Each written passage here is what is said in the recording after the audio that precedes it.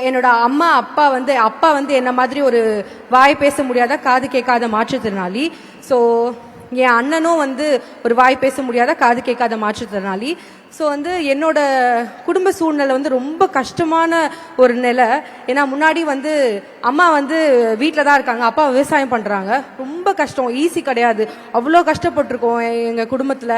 அப்படி இருக்கும்போது அப்பாவால் வந்து வெளியே வந்து எங்கேயும் வேலைக்கு போக முடியல. அப்பாவுக்கு அந்த அளவுக்கு வந்து ஒரு வெளி உலகம் தெரியல. அப்பாவோட கூட பிறந்தவங்க 8 பேருமே வந்து வாய் பேச முடியாத காது கேட்காத மாற்றுத்திறனாளி.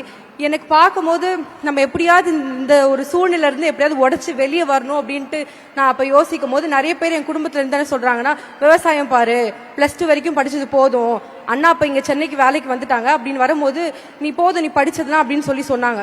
அப்போ நான் அம்மா வந்து இல்லை நீ எப்படியாவது போய் ஏதாவது பண்ணுன்னு சொல்லும்போது நான் இங்கே சென்னை வந்தேன். எப்படியோ கஷ்டப்பட்டு வந்து காலேஜ் சேர்ந்து பிகாம் படித்தக்கப்புறம் வந்து ரொம்ப கஷ்டப்பட்டேன். வேலை வந்து எனக்கு வந்து அவ்வளோ சீக்கிரத்தில் கிடைக்கல. 5 வருஷம் வேலை இல்லாமல் இருந்தேன். எல்லாரும் என்னை சுற்றி இருக்கிறவங்களாம், உன்னால் எதுவுமே முடியாது, நீ ஒரு மாற்றுத்திறனாளி, நீ வெளியே வரும்போது உன்னால் அவ்வளோ சீக்கிரத்தில் இங்கே வந்து வாழ முடியாதுன்னு சொல்லி நிறைய பேர் என்னை வந்து ரொம்ப கஷ்டப்படுத்துகிறாங்க. அப்போ வந்து சிஎம் சாரோட அந்த மாச உதவித்தொகை வந்து ரொம்ப அந்த டைம்ல வந்து ரொம்ப யூஸ்ஃபுல்லா இருந்துச்சு. ஏன்னா நாங்க இங்க வந்து படிக்கும் போதோ அம்மா அப்பாவுக்கு வந்து ரொம்ப கஷ்டப்பட்டாங்க.